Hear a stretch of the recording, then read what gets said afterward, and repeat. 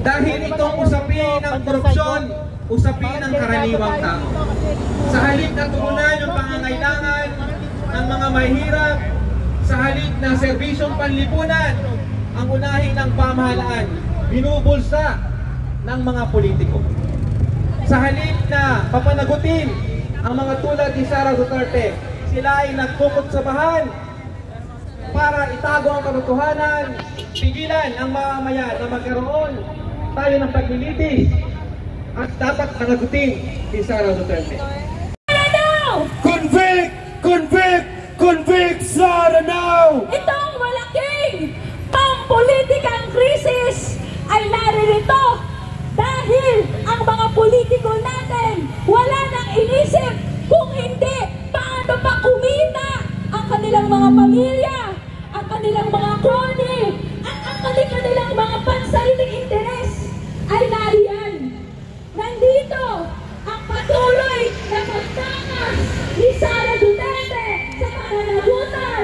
Ngayon, nagpapakasaya siya, nagpapakasaya daw sa Malaysia. Habang ang mga mamamayang Pilipino ay gutom na gutom. Habang wala pa rin tayong pambili araw-araw ng pagkain, pang-tustos, nutrition sa ating mga anak. At syempre, wala pang mga pabahay ang ating mga pamilya.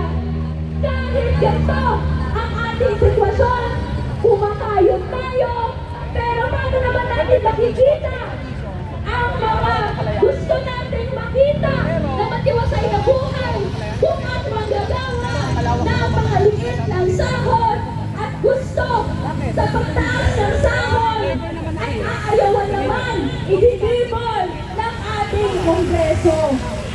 Sa gantong paulit-ulit na krisis, pag tingnan natin ang ating mga nasa posisyon at mga nakikita natin bakasyon ng bakasyon si Marcos, nakikipag-shaking hands sa imperialistang US habang may isa na namang deal na patuloy na bilyonaryo lang natin ang nakakakinabang. Patuloy ang threat ng China na magpatuloy sa ating interes. At syempre, nariyan si Sara Duterte na may 125 billion pesos na kukunin at hindi lilitisin ang kanyang pagnakaw. Patayan! Patayan doon! Hindi! Kaya naman, ang hinihiling sa ating kabataan ngayong araw ng kalayaan, ipamalas natin ang tabang ni Andres Bonifacio noong tinatag niya ang katipunan. Nakita ang imperialistang Kastila, ang patuloy na panunupil, ang patuloy na pagbubuwis, at sabi niya, hindi ito pwede sa susunod na 10 taon, sa 50 taon. Ito rin ang commitment na ginagawa ng kabataan.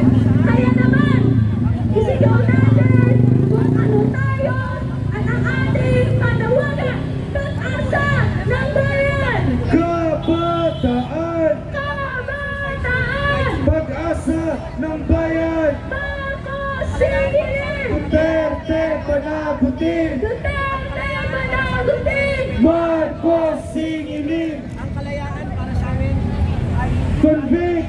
Convict! Convict Sara now!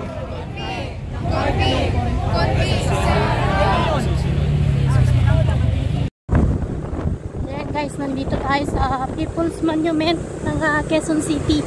Ito na po yung mga sinakyan nila. 4 na saraw. mga bata kami ng party. Maraming polis oh.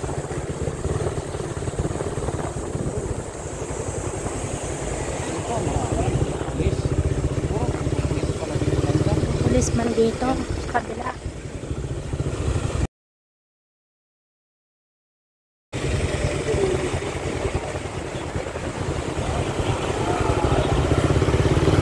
Bantay saradong People's Monument.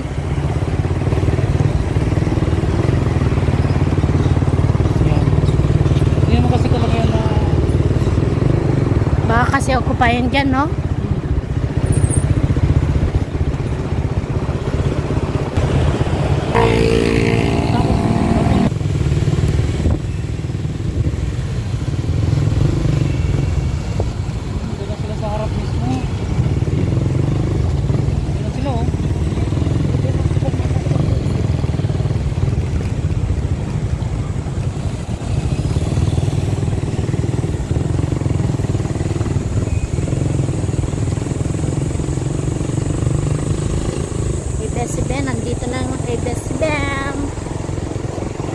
The Star. Sasakyan pala ng mga ano to, media. PTV. Tribune. Daily Tribune. GMA. Akala ko sasakyan ng mga rallyista. 4 lang truck. Saraw pala.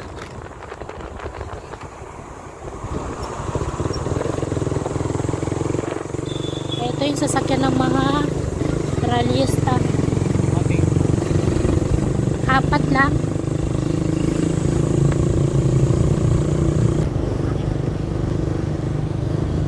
Para na kung antikler, paulit-ulit.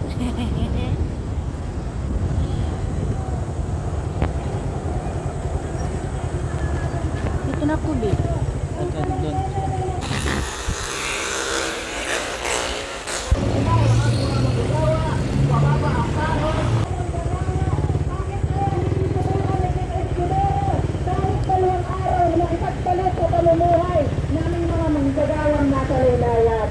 Sabagay, siguro to yung kinakain namin mga manggagawa. Mas mahal pa yung pagkain ng aso ni Chief Escudero.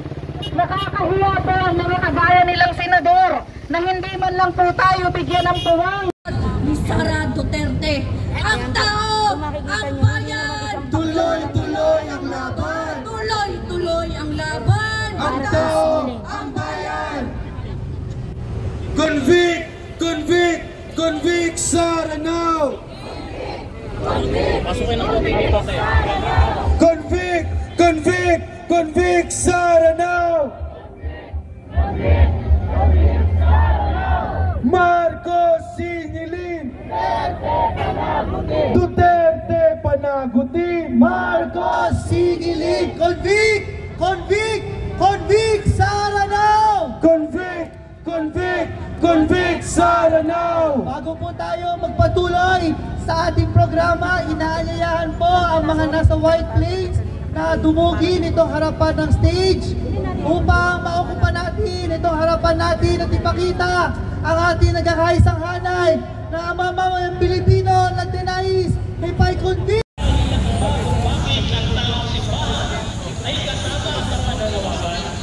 Dahil kami nagtitiwala na kalagayan ng Diyos at tulad ng sinasabi sa Biblia, ang pagpahirap ng mga opisyal ng pamahalaan ang nakararaming mamamayan sa pamamagitan ng pamangungakot sa kamanang katulad ng ginagawa ni Vice President Sara Duterte. Napakaliwanag, napakaliwanag ng mga batayan kung kaya nakapagdududa, nakapagtatanong bakit ang mga senador ay ibinalik pa sa Kongreso. Kitang-kita natin ang kanilang paghahangad na mapanatili sa pwesto at patuloy na makapangulimbat sa ng bayan sa pangalan ng pagiging mga senador, at ito'y sa kabila ng kanilang panunumpa bilang mga huwes senador. Kami sa mga taong simbahan kasama ng mga mamamayan ay na upang ang katuwiran at katarungan ay maghari sa lipunan, kailangang ang kapayapaan ay nararanasan ng higit Pilipino, gayon din ang ating mga komunidad. Ngunit sa ngayon napakalayo ng kapayapaan dahil sa paglabag sa karapatang pantao na tinitingnan ng taong simbahan na paglabag sa kalooban ng Diyos sa pagkakalikha sa atin. Hindi kailanman mabibigyan ng katuwiran ang paglabag sa karapatan katulad ng ginagawang anti-insurgency campaign laban sa tunggalian sa pagitan ng New People's Army at ng gobyerno ng Republika ng Pilipinas. Ang taong simbahan ay naniniwala ng nararapat na paraan ay ang pagpapanatili at pagpapatuloy ng peace talks. Pag-usapan ang tunay na ugat ng tunggalian at hindi ang pagtatago. Kaya lang parang ganon ang ginagawa ng pamahalaan, katulad ng ginawa ng Senado. Gusto nilang itago ang kabulukan na ginagawa ng Vice Presidente. Ang tagal itong dumaan sa proseso sa Kongreso. Pero ano ang ginawa ng Senado? Binaliwala ang mga hearing, binaliwala ang talakayan ng Kongreso at ibinilik sa kanila ng walang anumang kadahilanan. Makatuwid ba yun, mga kasama? hindi makatwiran, kaya kami sa taong simbahan naninindigan para sa katuwiran, katulad ng sinasabi ng Diyos, kailan may hindi papayag na hindi magpatuloy ang impeachment complaint. Patuloy kaming mananawagan, magtuturo at magtutulak na ituloy ang impeachment complaint dahil ito ang nararapat para sa atin, dahil ito ang kalooban ng Diyos. Kaya ang aming panawagan, convict! Convict! Convict Sara now! Convict! Convict! Convict Sara now! Ayan, sama, ikot-ikot man po ang ating track at sound system. Tuloy-tuloy po ang ating programa. Kaya isigaw po natin ang ating panawagan. Convict! Convict! Convict Sara now! Convict! Convict! Convict Sara now! Ayan mga kasama, balik po ulit tayo sa ating original na pwesto. Pero syempre, original din ang ating panawagan. Sara Duterte! Litisin! Litisin! Sara Duterte! Panagutin! Panagutin! Ang tao! Ang bayan! Tuloy-tuloy ang laban! Tuloy-tuloy ang laban! Ang tao! Ang bayan! Marcos Singilin! Duterte panagutin! Duterte panagutin! Marcos Singilin! Ngayon naman po, aking tinatawagan bilang sunod na tagapagsalita si Jefferlyn Segin ng kasama Timog Katagalugan. Ang tao! Ang bayan! Tuloy-tuloy ang laban! Tuloy-tuloy ang laban! Ang tao! Ang bayan! Ang maalam na pagbati ang pinapaabot ng malawak na hanay ng mga mamamayan sa Timog Katagalugan. Mga kababayan, narito ngayon ang mga magsasaka, ang mga manggagawa, ang mga kabataan at iba pang haping sektor sa Timog Katagalugan upang ipakita ang aming pagkadismaya, ang aming galit sa naging desisyon ng Senado na ibalik sa Kongreso ang usapin ng impeachment kay Sara Duterte. Mga kababayan, ito na ang pangatlong araw ng mga mamamayan ng Timog Katagalugan dito sa Maynila. Simula pa Hunyo 10, kami na ay nagpaprotesta sa harap ng iba't ibang mga ahensya upang ipanawagan ang aming batayang karapatan para sa lupa, sahod at karapatan at mga mamamayan isa sa bitbit ng Timog Katagalugan ay ang panawagang patalsikin si Sara Duterte dahil ang kalagayan ng ating mga mamamayan sa Timog Katagalugan, ang ating mga magsasaka ay nananatiling walang lupa at ayuda para sa kanilang pagsasaka. Nilulugmok sa gutom, nilulugmok sa kahirapan, katulad din ng ating mga manggagawa sa rehiyon ng Timog Katagalugan na binabao sa hindi nakabubuhay na sahod at ng iba pang haping sektor na patuloy na iniinda ang napakataas na presyo ng mga bilihin. Mga kababayan, sa 3 araw na pag-iikot ng mga mamamayan sa Timog Katagalugan, araw na pananagutan, isigaw natin ang ating mga panawagan.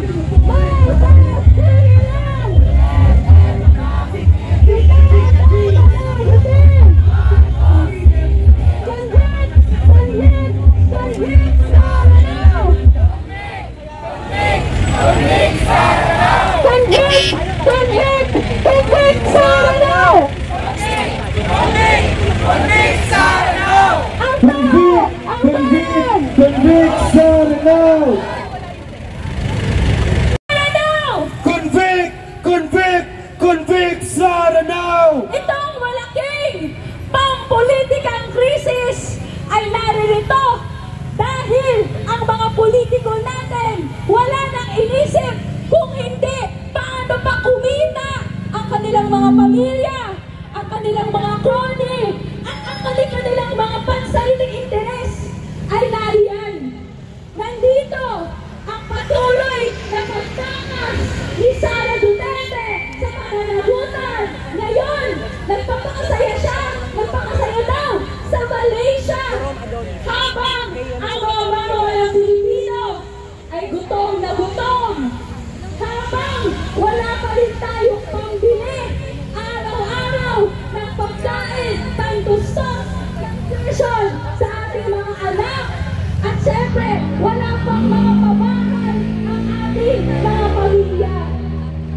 ganito ang ating sitwasyon. Kumakayod tayo, pero paano naman natin makikita ang mga gusto natin makita na matiwasay na buhay kung ang manggagawa na pangaliit ng sahod at gusto sa pagtaas ng sahod ay aayawan naman idinibol ng ating Kongreso. Sa gantong paulit-ulit na krisis, pag tingnan natin ang ating mga nasa posisyon at mga nakikita natin, bakasyon ng bakasyon si Marcos, nakikipag-shaking hands sa imperialistang US habang may isa na namang deal na patuloy na bilyonaryo lang natin ang nakakakinabang. Patuloy ang threat ng China na pagpatuloy sa ating interes.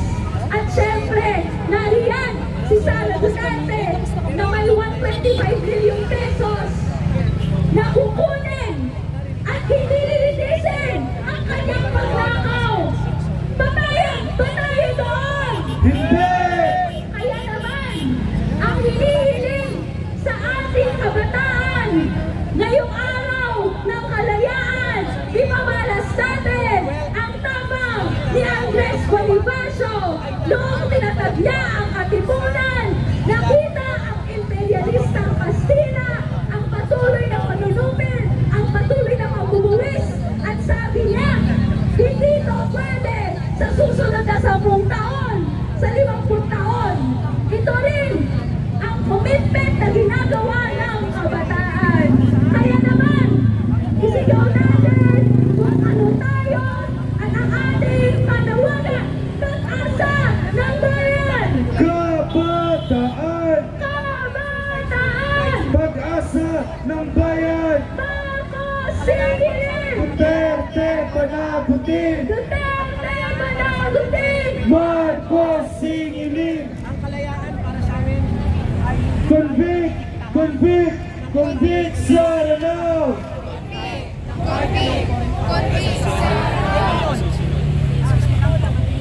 Protest dahil itong usapin ng korupsyon, usapin ng karaniwang tao. Sa halip na tugunan yung pangangailangan ng mga mahihirap, sa halip na serbisyong panlipunan ang unahin ng pamahalaan, binubulsa ng mga politiko. Sa halip na papanagutin ang mga tulad ni Sara Duterte, sila ay nagkukutsabahan para itago ang katotohanan, pigilan ang mamamayan na magkaroon tayo ng paglilitis at dapat panagutin si Sara Duterte.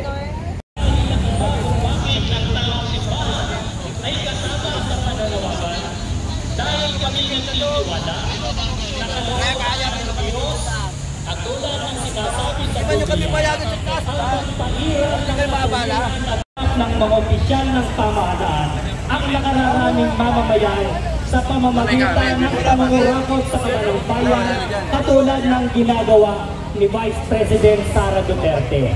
Napakaliwanag, napakaliwanag ng mga batayan kung kaya nakapagdududa, nakapagtatanong bakit ang mga senador ay ibinalik pa sa Kongreso.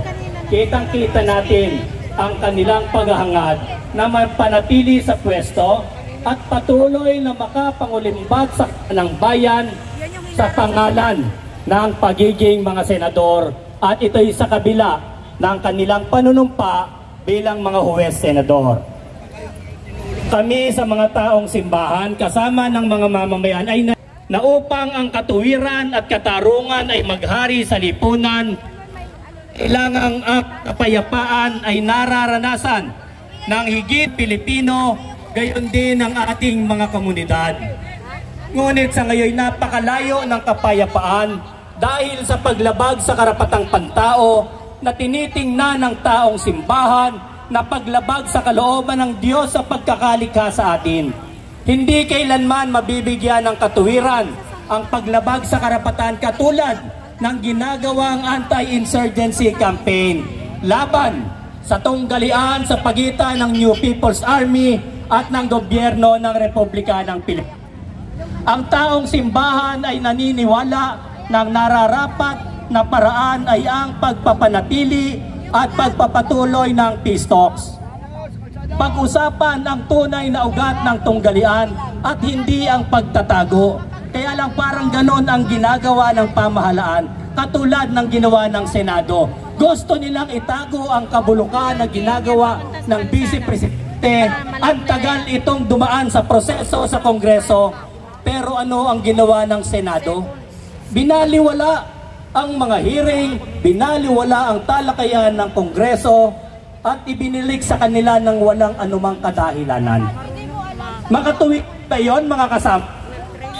Hindi makatuwiran, kaya kami sa taong simbahan naninindigan para sa katuwiran, katulad ng sinasabi ng Diyos, kailan may hindi papayag na hindi magpatuloy ang impeachment complaint. Patuloy kaming mananawagan, magtuturo, at magtutulak na ituloy ang impeachment complaint dahil ito ang nararapat para sa atin, dahil ito ang kalooban ng Diyos. Kaya ang aming panawagan, convict! Convict! Convict Sara now! Convict! Convict! Convict Sara now! Ayan, sama, ikot-ikot man po ang ating track at sound system. Tuloy-tuloy po ang ating programa. Kaya isigaw po natin ang ating panawagan. Convict! Convict! Convict Sara now! Convict! Convict! Convict Sara now! Ayan mga kasama, balik po ulit tayo sa ating original na pwesto. Pero syempre, original din ang ating panawagan. Sara Duterte! Litisin! Litisin! Sara Duterte! Panagutin! Panagutin! Ang tao! Ang bayan! Tuloy-tuloy ang laban! Tuloy-tuloy ang laban! Ang tao! Ang bayan! Marcos Singilin! Duterte panagutin! Duterte panagutin! Marcos Singilin! Ngayon naman po, aking tinatawagan bilang sunod na tagapagsalita, si Jefferlyn Segin ng Kasama Timog Katagalugan. Ang tao! Ang bayan! Tuloy-tuloy ang laban! Tuloy-tuloy ang laban! Ang tao! Ang bayan! Ang maalam na pagbati ang pinapaabot ng malawak na hanay ng mga mamamayan sa Timog Katagalugan. Mga kababayan, narito ngayon ang mga magsasaka, ang mga manggagawa, ang mga kabataan at iba pang haping sektor sa Timog Katagalugan upang ipakita ang aming pagkadismaya, ang aming galit sa naging desisyon ng Senado na ibalik sa Kongreso ang usapin ng impeachment kay Sara Duterte. Mga kababayan, ito na ang pangatlong araw ng mga mamamayan ng Timog Katagalugan dito sa Maynila.